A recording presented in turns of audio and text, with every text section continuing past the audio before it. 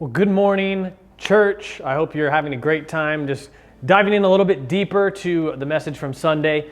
This last week, Pastor Bob continued on in our Wait For It series by talking about a man named Joseph, who I think pretty much exemplifies that phrase. As I think about the things that happened in his life, so obviously you could point to his childhood. It seems like he had it pretty good. It seems like he was his dad's favorite and just got this fancy looking coat, and all of a sudden his brothers they despised him. And let's be honest, Joseph didn't really help himself by bringing up his dreams where these different things that would represent his brothers would bow down to him, but he brought those up anyways, which only got him more fired up, and they eventually sell him into slavery. And I think most of us can agree that alone would be reason to feel terrible for Joseph and to think, man, he had a hard life. I can't imagine what that would have been like.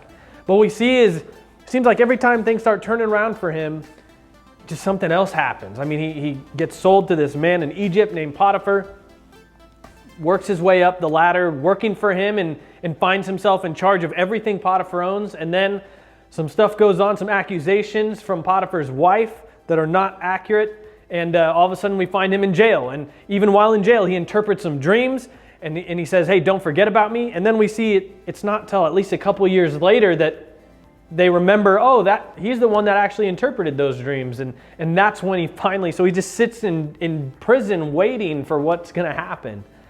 And we do see that God eventually does use these seemingly horrible situations that go on in his life. And even you could look to that original situation of being sold into slavery by his brothers, that he uses that moment to save Joseph's family from a famine, to make sure that they continue on, which God had obviously promised to Abraham, Isaac, and Jacob, but you see it come to fruition in a way that I don't think any person could have expected.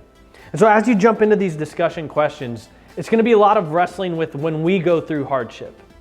I think we often like to think that you read through the Bible and you focus on the part where it's obvious to Joseph that God's been there with him. And obviously it was. You see at the end of Genesis chapter 50 that Joseph even says, what you meant for evil, God meant for good. That God can use even the hard situations in our lives.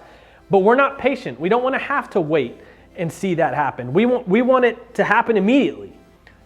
So as you go through these discussion questions, be praying about, how do I handle these hardships? What things do I need to make sure I'm acknowledging through those hardships, seeing how God is with you through it. He doesn't just abandon you, that he is always with you.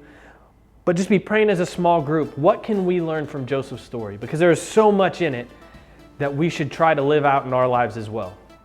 I hope it's a great discussion. We'll see you soon.